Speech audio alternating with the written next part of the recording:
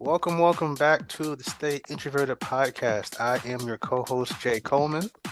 And I'm your other co-host, Steph Laffey. And as always, we want to thank you for joining us on this podcasting journey that Steph and I are on. Just a couple of introverts talking smack, talking shit, the usual. Going on tangents, whatever else. I'm here for all the tangents. Yeah. But Steph, we actually have, I'm actually excited because today is a historic day on the podcast. Today we have an all New York City crew on the podcast. I love that for us. As the audience may know, I am born and raised in Queens, New York. Stephanie is born and raised in New York as well. And we have a special guest, Miss Sam Fall, who is also a Queens native. That's right. We don't have a clapper, so I'm doing a solo clap for Sam. Eventually, we're going to get one. I feel like we say that on every episode, but yes. Maybe by the end of the year. Exactly. When we get a budget, clapper. First thing on the agenda. Not even going to pay ourselves. Just get a clapper. Exactly. But Sam, why don't you tell folks about yourself? We're very happy to have you on the podcast. I appreciate you, Jay. Thank you so much. Hey friends. I'm Sam Fall. I am originally from Queens, New York, just like Jay. And I've lived in a plethora of places, but now I have finally settled back down in Jersey, but just a hop, skip, and a jump away from New York. So anytime I want to go home, it's right there. Super introverted. And I'm really grateful to Steph and Jay for having me on the show, because my mantra for this year is to take my little introverted self on more extroverted adventures. And so I feel like this is a nice in between, because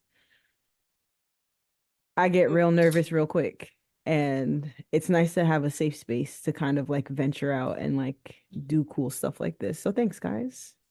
I love that. And you know what? I have to say, having a podcast has definitely given both of us a lot more. Well, actually, I can't really speak for you, Jay, but for me, it's given me so much confidence to just come out and talk and not feel so rigid. Agreed. I feel flowy. I feel like I can show up and not have to worry about what do I do with my hands and my face? Right.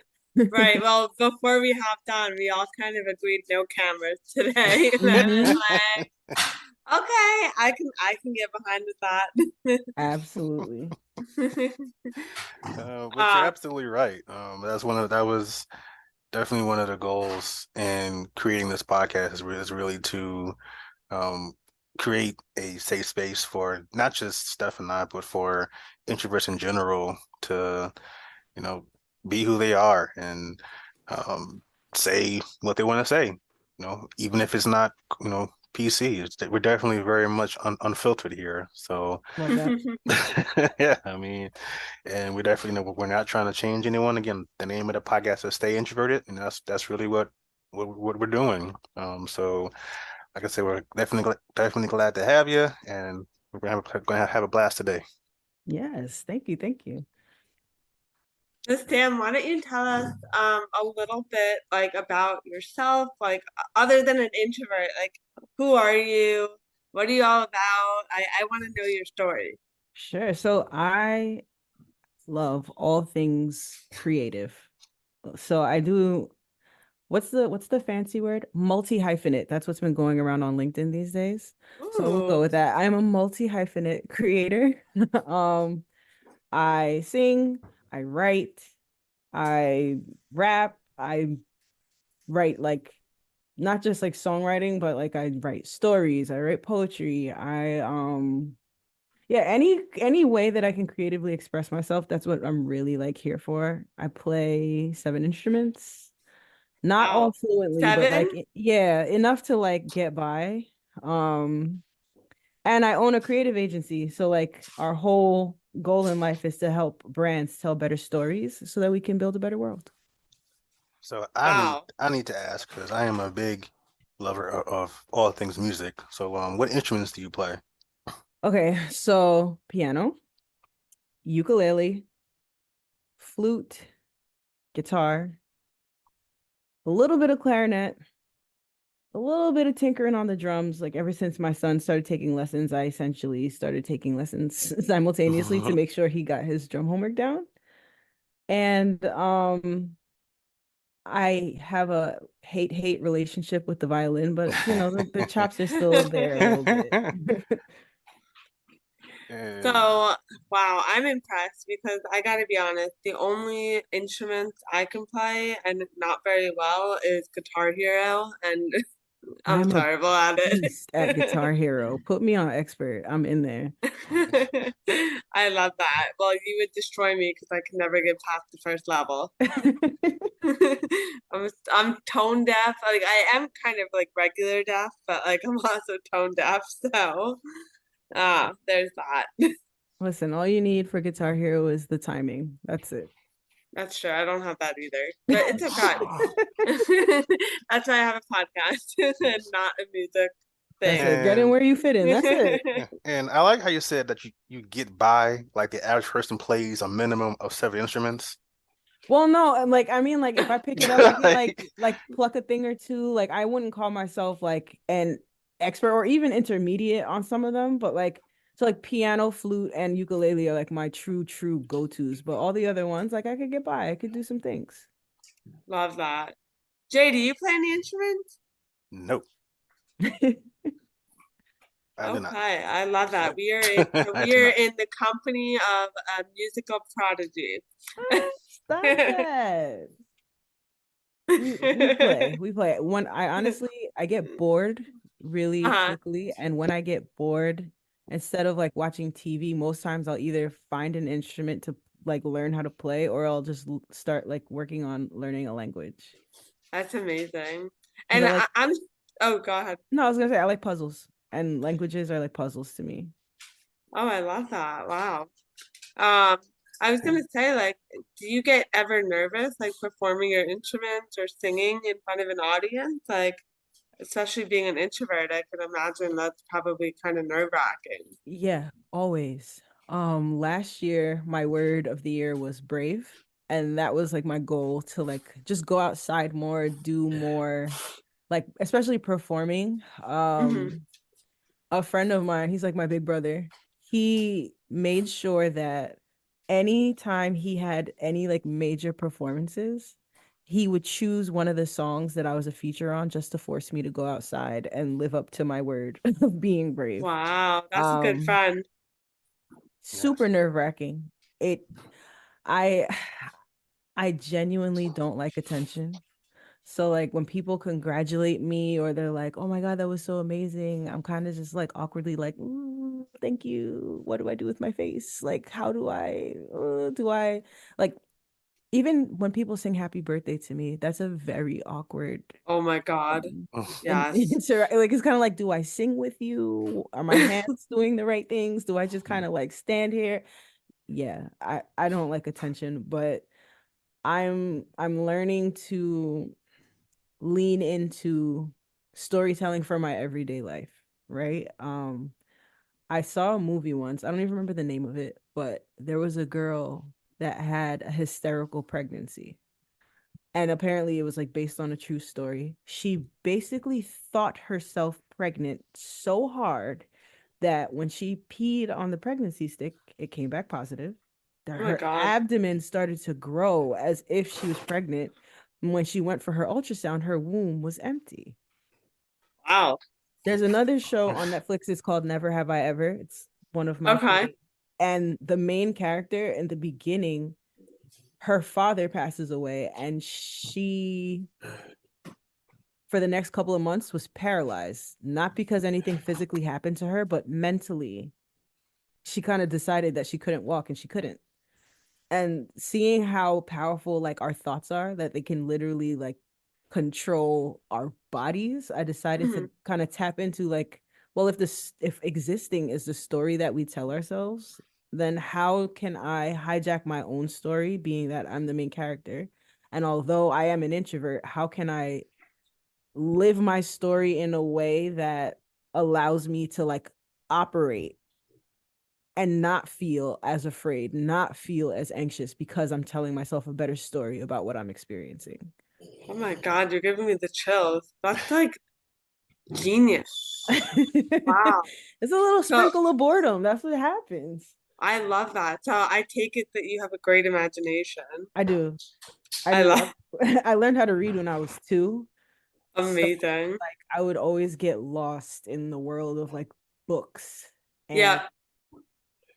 yeah, like to be able to recreate that effect in my actual life, it's been a challenge a Mhm. lot because being an introvert and having that anxiety is real. It could be debilitating, but I have 2 little kids now and they're very extroverted like their dad. And so to keep up with them, Oh, I'm like, you know what? Let me just, instead of it having to be so painful every time it's time to interact with others, let me try to do something about it. that's beautiful. So what was the story that you told yourself to like be able to get out on stage and overcome that nervousness and own that word brave in 2023? I'll give my husband credit because he's the one who kind of like, he likes to take my words and use them against me.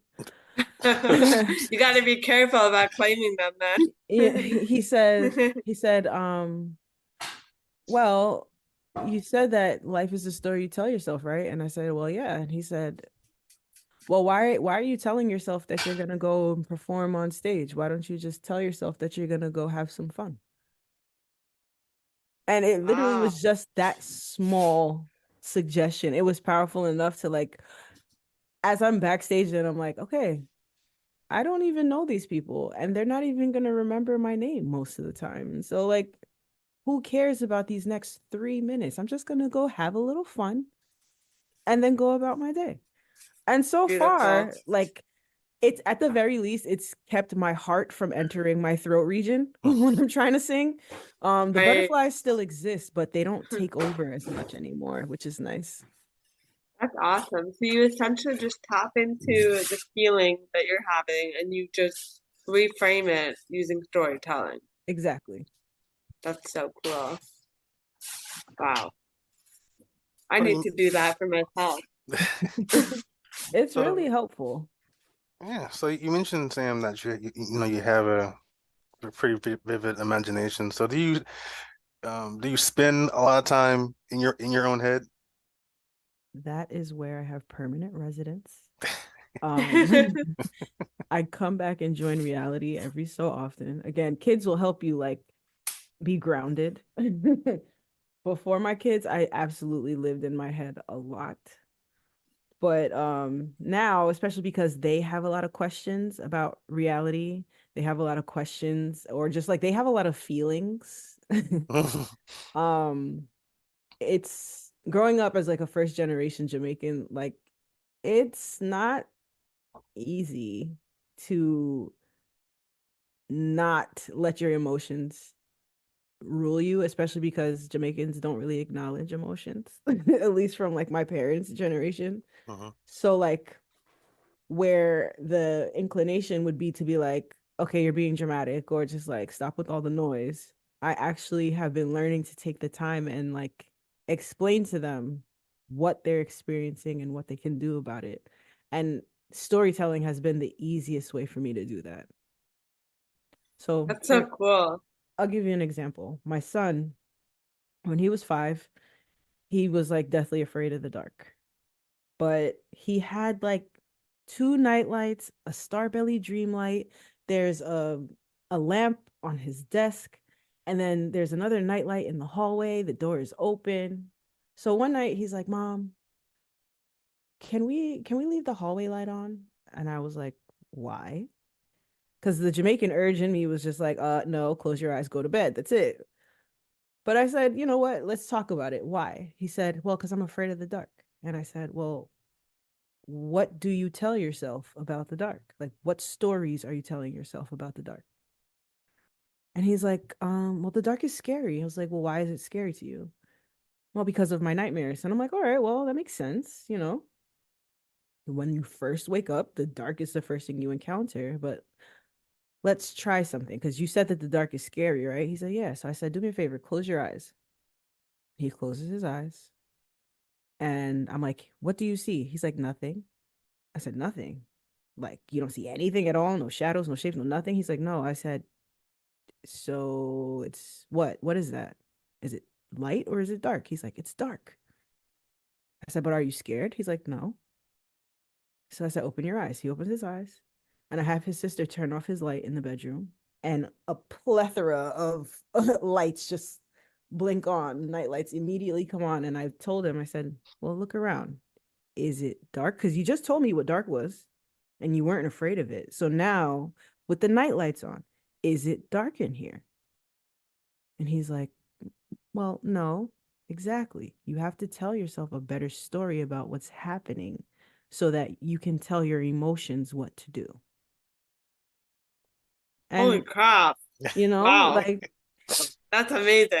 It's like it's the only way I know how to help them navigate life. It's just stories. Because that's ultimately what we're all doing anyway. Like social constructs are us playing pretend on a large scale. None of us really know what's going on. Adults are just kids. Wow. I had the chills. I don't know about you, Jay, but I had the chills. That was awesome. Oh, thank you. No, it's awesome having someone here talking about storytelling because I honestly thought that I was like the only person that did this. Like um storytelling is really it's kind of one of the ways that I primarily communicate with other Mhm. people because I'm not a big fan of talking, but I can tell a story. I've learned that about myself the last few years. I'm very good at storytelling. I can tell a serious story. I can tell a humorous story. And I realized that when I'm telling a story, I'm not worried about how I sound or how I look or anxiety or wondering what other people are thinking about me. I'm just telling the story.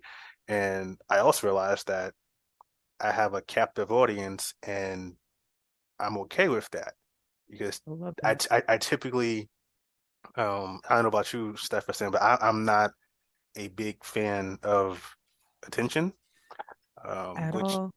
at all, which is kind of weird because I own a clothing brand and the one thing I need is as many eyes on my clothing as possible, but I'm not a fan of attention. But when I'm telling a story, um, I don't mind it. It's not that I crave attention, but it's like I don't mind it. I don't think about it as much as I normally would. And it's also interesting because I try to take that storytelling into my business, and Mm-hmm. I should tell um, a lot of my community, my introvert fam, that I'm just telling my story. I say it a lot because um, that's what I am. That's what I'm doing. I'm just sharing little stories, little tidbits of how I grew up and my experience as an introvert. And it's been really cool to see so many people have the same story. Yeah. And it kind of just makes you feel like you're not alone in this extroverted world. We actually have similar stories. So it's not me telling my story, it's me sharing our story now. And that's just been a really cool thing to experience. So it's awesome having a discussion about storytelling because um that's really kind of like I said, how I make it through this world. Just Agreed. Same telling here. stories. Mm-hmm. That's amazing. I just like listening to stories, so I feel like I'm in good company. I can't. My husband gets so mad at me when I try to tell a story. Not like mad, but he's like, "Oh my God, how long are we gonna be here?" Because Oh. I get, That's I get, nice.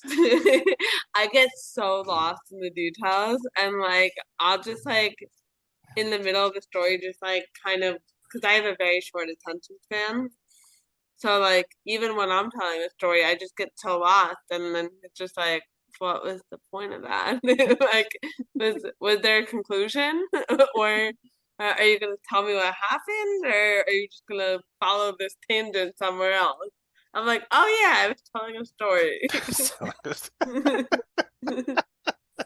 Like So there I was an agenda here when I started. right. I'm like, oh, that, oh, don't worry about it. But I Um, have a sorry to cut you off. I do have a quick question for you, Sam. Because we say storytelling, but I find that the best stories are are facts, like are the truth.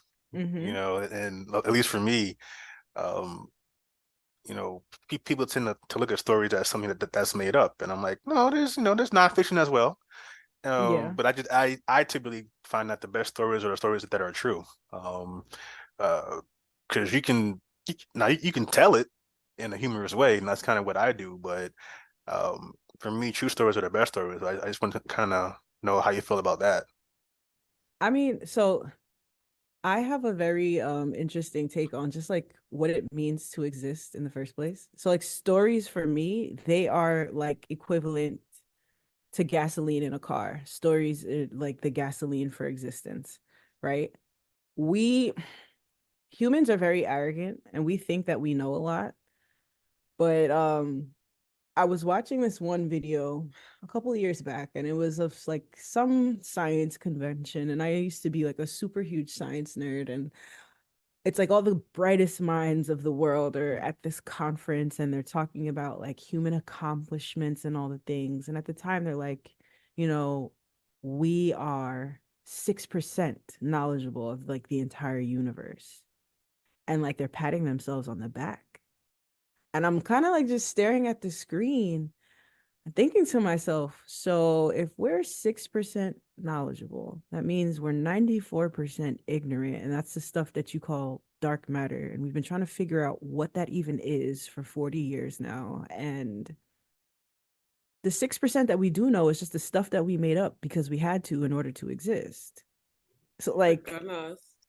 So 94%, like, so is that the average human? Like, was Albert like for Einstein like yeah, like, like for humans in general, for what we know about the known universe, we barely wow. know anything, but we act as like such an authority on it. So it just got me to thinking like, okay, we're just making stuff up Mhm. because we have to, right? Like I think about what it means to believe something, and as a human, it's kind of nonsensical if you really think about it. We don't know why we're here for real, don't know where we came from, don't know where we're going, but we have to, like, in order to exist, you have to believe that like the things that you believe in are real. Like I have to believe that my legs work in order to walk. If I don't, I won't.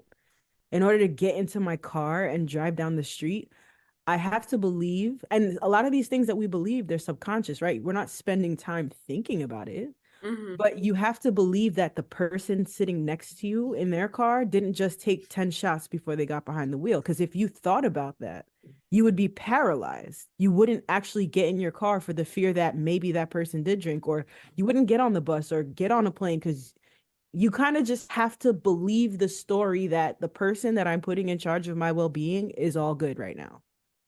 Wow. So that's really interesting that you're saying this because I feel like a lot of the rhetoric that we're hearing, especially over the last couple of years, is that like, we're living in such a divided world right now. Mm-hmm. And like obviously a lot of it's like justified. There's a lot of crazy shit going on. But I feel like based on what you're saying, it's like we almost have to believe that other humans are inherently good because Yes. otherwise, why would we ever go out in the world? So, like, even if we're all saying, like, oh, people are assholes and people are bad and all this bad stuff is going on, it seems like we all kind of subconsciously actually believe that humans are generally good and that if we go out into the world, we're not going to get hurt. Exactly. Because if we didn't believe that, even if we did go outside, we would legitimately walk around in fear. And most of us were so busy tapping into all the other stories that we're living in, like, I have to go to work. Well, who says? It's a social construct that we created. Somebody said that, and we all agreed to play this big game of pretend. So Wow. it's a little bit like off from your question, but in real life, we're playing pretend. Right.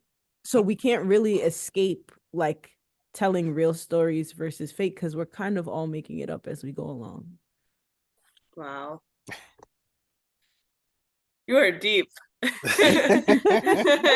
I'm telling you, just get bored. When you I get love bored, me an introvert. you I start love thinking this. about stuff. Yeah, and like being an introvert, you have more time to be a wallflower, right? And you can like Yeah. take a look at how other people are existing. And it's like, in your story, like I tell my kids this all the time, especially when they're fighting. We are all the main character in our own stories by default. There's nothing you can do about that. But that equally means, since there's what, like 8 billion people in the world, you're a supporting character 8 billion times. Your main character once. The moment your story, like when you walk into a room, you are no longer just the main character. You're playing dual roles. You are the main character, but you're equally the supporting character in somebody else's story. And so to be a good human means to show up in somebody else's story and help them be the best main character that they can be. To me, Wow. like when I look at my kids and they're like throwing tantrums or whatever, as the main character in my story, I'm looking at you like you're being a brat, you're being a jerk. This is terrible. But to my 3-year-old, the word no literally is the end of the world as she knows it. And so even though in my story, she's wreaking havoc, in her story, she's having the worst day of her life. And both of us are experiencing very real stories. It's up to me because I am older, I'm more mature, and I can see the fact that she's struggling in her story. I can be a better supporting character in her story. Like ego has to go to the side because regardless of age, she's still a main character in her story. Wow.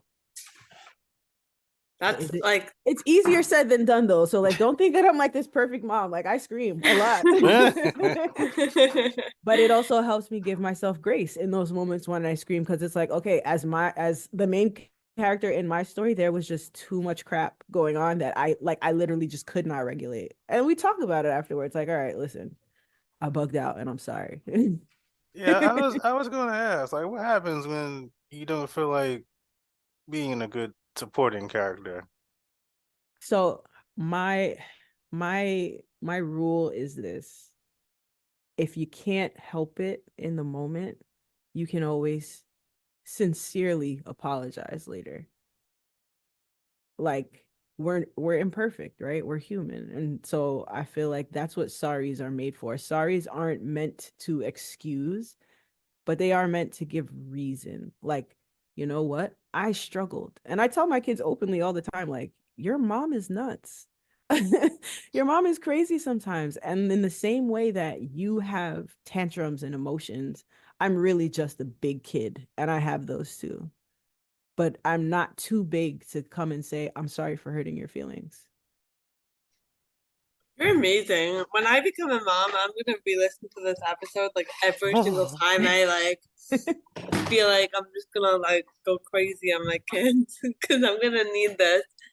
Uh, No, but that's I try to live an easier life and like there is like levels of trauma that I grew up with and not because my parents were bad or anything like that, but like they raised us how they knew, and a lot of West Indians of like that generation, emotional intelligence isn't like top priority. And so I could just like follow their lead and just do what they did and just say, this is what I know. Or, if you know better, you do better. And so that's all I'm trying to do.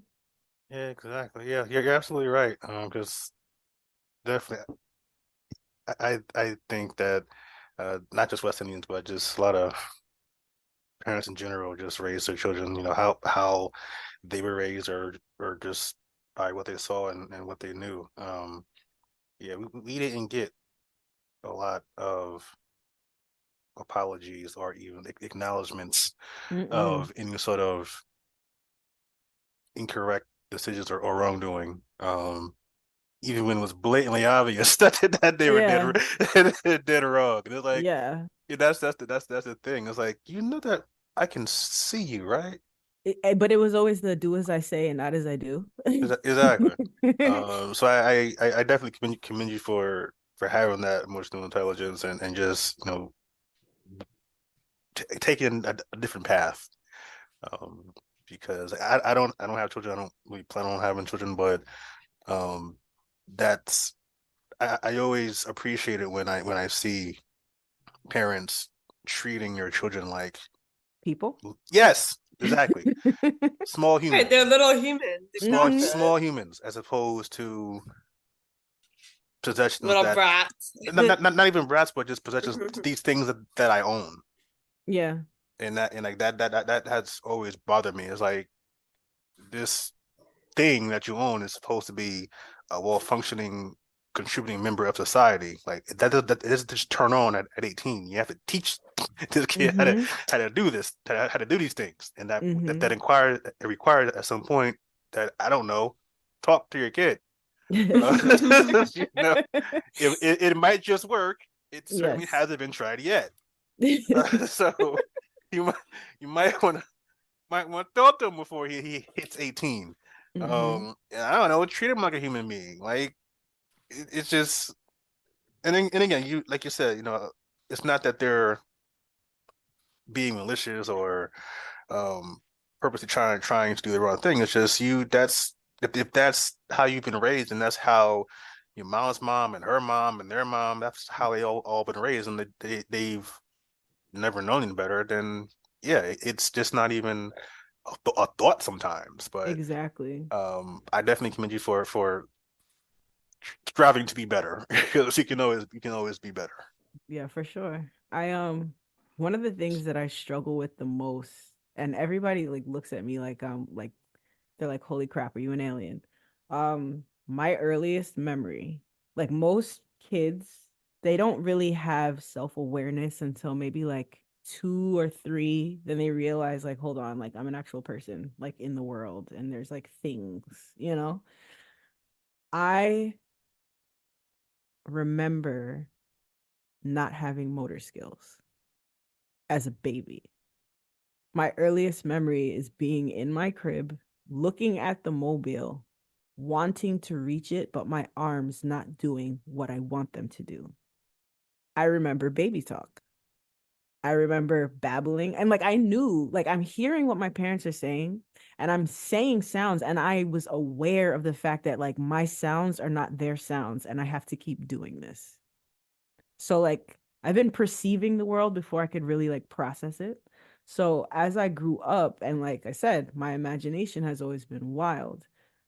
I've already been telling myself my own stories of what reality is. And so for me, I struggle with what is even real sometimes. Like I have to actively convince myself that I can hear my own voice as I'm speaking, like that this is actually happening right now. And I think that's Wow. why I've gravitated towards storytelling so much, because like again, the stories that I'm telling myself as an infant with no concept of like what is real, what is tangible, that kind of like leaked into my life as I grew. And then having parents who don't, register emotions beyond like, all right, you're either happy or you're sad or you're mad. Other than that, get out of my face. You're being dramatic. Like you're watching too much TV, go pick up a book and read. Like Wow. I don't, I'm like, if I have kids, like I'm going to like pay attention, like just in case you were like me. And so that's why like I raise them the way that I do and I speak to them the way that I do, just in case the off chance that you've been perceiving the world before you could process it too. I want you to have like real tangible things that you can hold on to. And so you don't have to feel the way that I feel in terms of like, do I exist or not? That's incredible. I was gonna ask, like, when did you become conscious of this, like, incredible skill that you have for telling stories? But that's wild that you were, it almost sounds like you were conscious of it, of that ability before you could even really speak. Yeah, like I was just kind of like making up what things are. So even like when I used to see like pictures, I used to have floral curtains in my bedroom when I was a kid, and I had to have my mom change them because I'm looking at the pictures of the flowers as like the street light is streaming through at night. And if I look hard enough, all of a sudden I'm seeing a lion's face, and then I see a witch's face, and then like a smiley face, or like it would like I could see pictures within pictures, and I'm just like, yeah, nah, mom, I need some solid curtains. Like this is just not gonna do. But yeah, And before, I would kind of just like think that I was nuts. Part of it is ADHD. I got diagnosed last year at 32 years old. And it kind of like opened up my mind to like what I'm experiencing and why. And it's been really helpful because now, like, I was really against it at first, even finding out, because I'm like, I don't want a crutch. You know what I mean? Like, I don't want to just blame things on ADHD or whatever. But I've decided tell a better story about it. What is it? It's a I was superpower. gonna say, what did you change the story to? It's a superpower. I think of all Yeah, like mental things, even like schizophrenics, they just have powers that they don't know how to control. absolutely. And I love that you said that because I think a lot of the times when people hear diagnoses like ADHD or anxiety or OCD, they immediately jump to conclusions about like what's wrong with this person or like Mm-hmm. all these terrible things about this person. And it's like, no, like they just perceive the world differently than you do. And Exactly. that's not wrong. And it's not better either. It just is. Exactly. And like I mean I have when I was a coach before I got into podcasting, I had a client that worked with autistic kids. And we would often talk about like just how incredible it was the way that they perceived the world. Just and it was just so different from what we were used to. And Mm-hmm. a lot of the times other people just they don't realize that it's not that there's something wrong with these people and it's not right to label them as oh there's something wrong with them or there's something weird about them. They just perceive the world differently and that's a beautiful thing. Exactly. Exactly that. Um so I well, I see this is I have ADHD as well, so I often get lost on the other side of the question.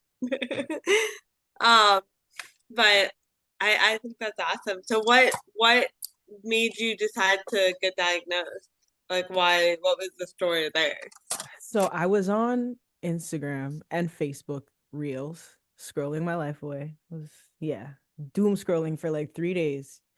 And I kept coming across these ADHD reels in my algorithm, and most of them were like funny ones, like people doing skits about like what's happening in their everyday lives. And a lot of times I was just like laughing, like, holy crap, that's relatable, right?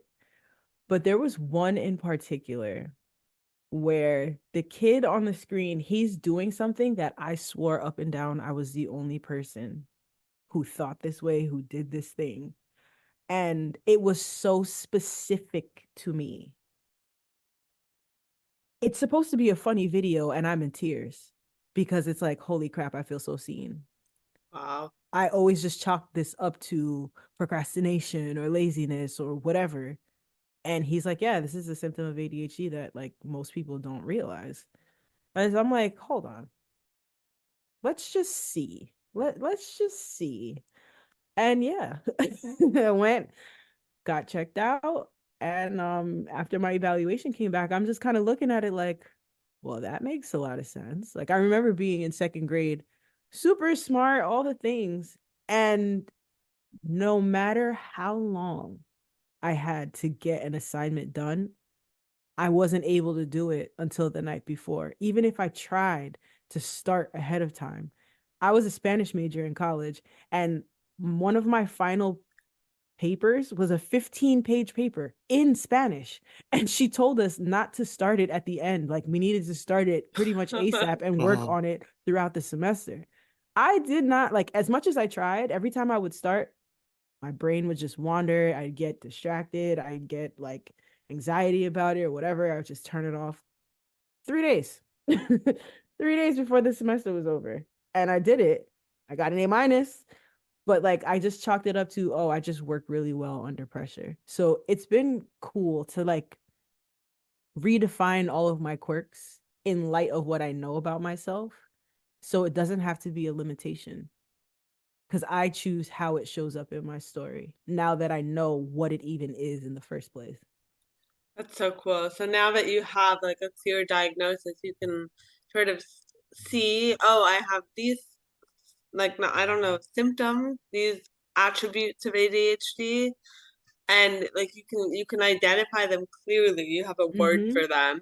Yeah, and my And therapist always reminds me, like, when I'll tell her, like, yeah, I'm just really struggling with X and Y, and like I just need to like recalibrate and pivot and this and that. And she'll just look at me through the screen and she'll stop me and be like, one, have some grace for yourself.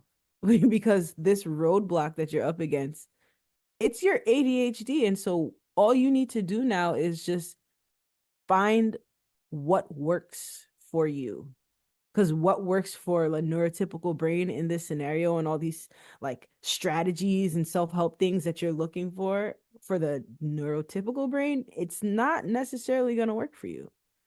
So this is just like a signal to like, hey, it's not that you can't do this, you just have to figure out a different way to do this. And it's been really helpful. Yeah, that's awesome. I'm curious to know, because you are an introvert too. Mm-hmm. So for people listening, a lot of our audience has expressed, you know, they don't they don't seem to see introversion as a superpower, and that's not all of them, but many of them have kind of bought into some of the negative parts of introversion. So I'm curious, how have you rewritten the introverted story for yourself? We, like I said, we are the wallflowers, right?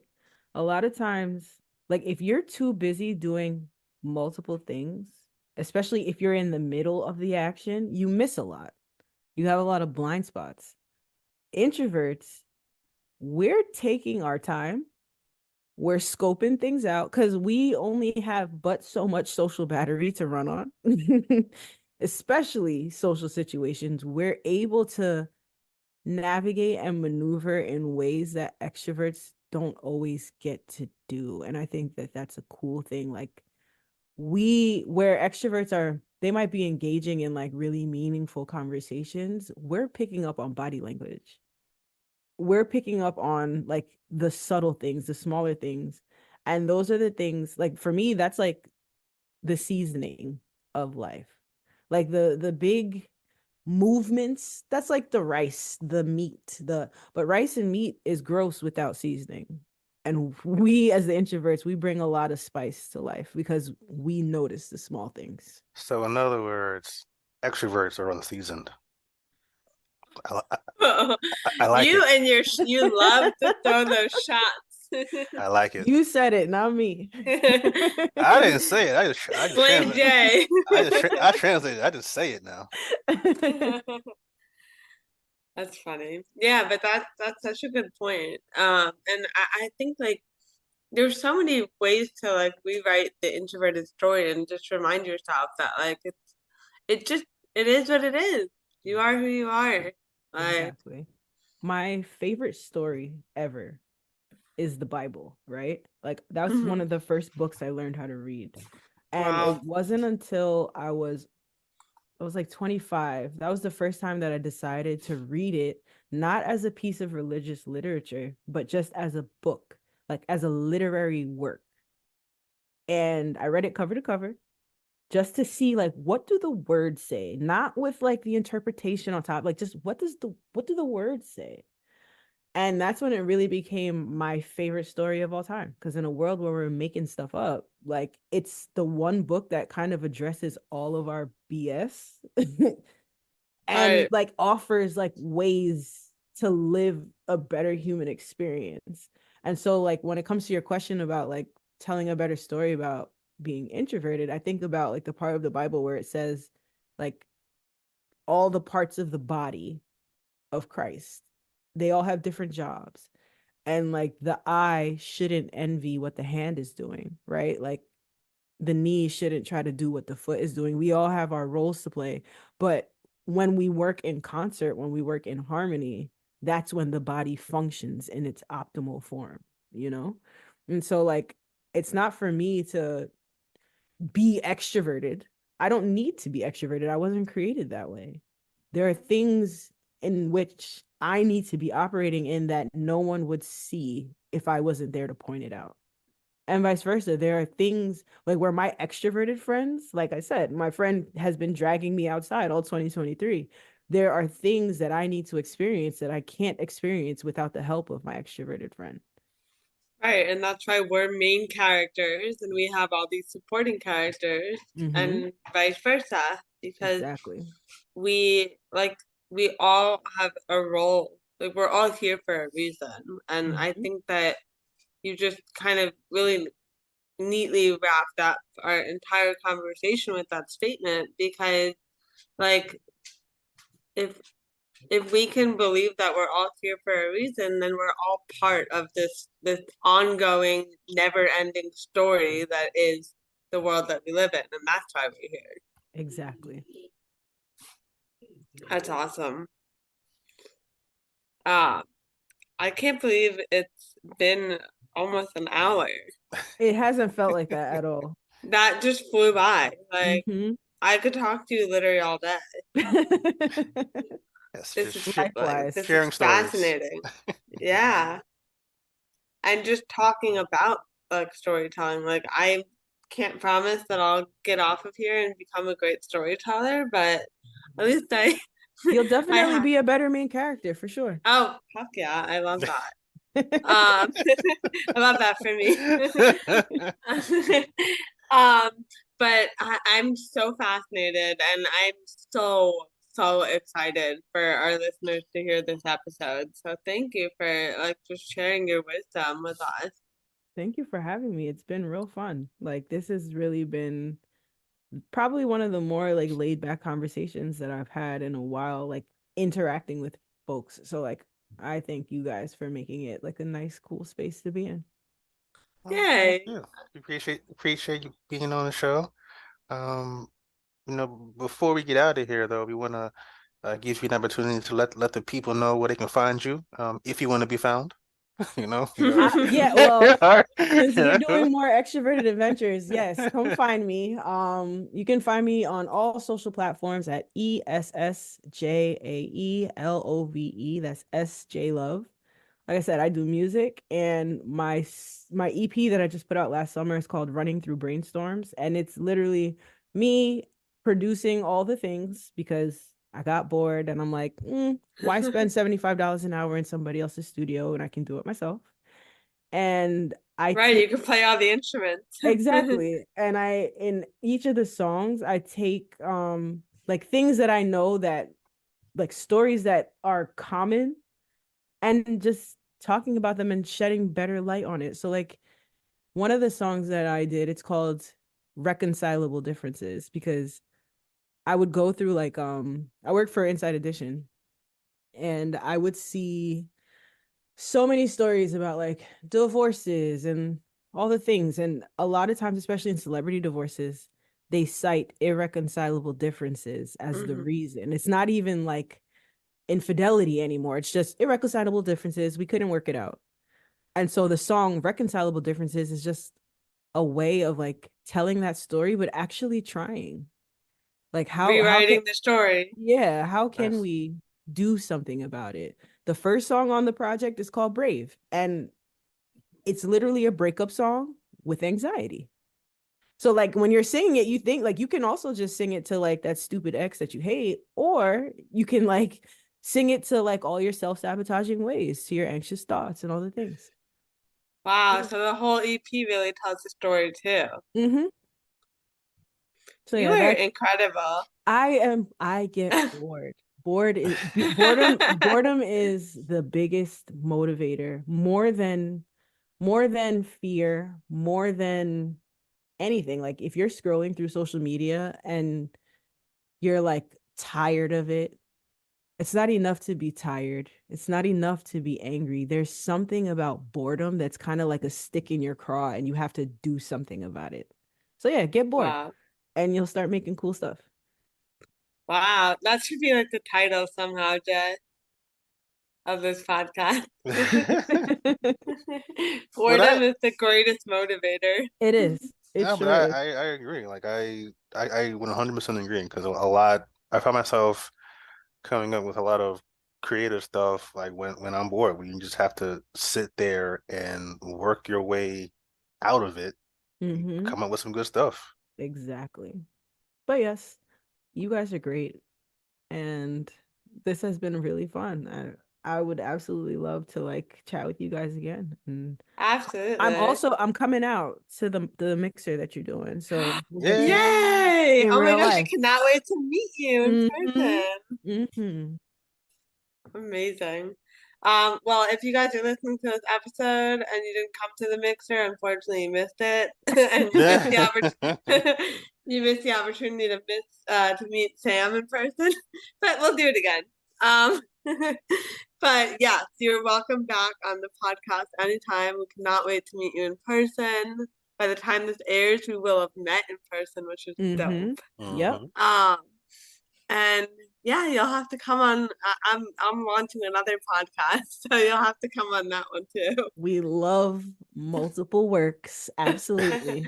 I'm turning my personality into multiple podcasts. Yes. Listen, smarter, not harder. You doing all the things. Exactly. So all that said, thank you so much, everybody, for listening. Jay, you want to do the thing, or should I do the thing? Oh, I can do the thing. All right. Really? Okay, thank you. I will do I will do the thing. So first off, definitely want to thank our guest Sam for coming on the show, talking about storytelling. I learned a lot. I'm sure Steph learned a lot. It was definitely a dope conversation. But if you, Introvert fam, enjoyed this episode, please like, rate, review, tell us what you liked, give us some suggestions for future topics. We're always open to hear it. And on behalf of Sam and Steph, stay seasoned and stay introverted. And we will catch you next time. Is there a reason that you've been making me do this for 15 episodes when, like, you just nailed that?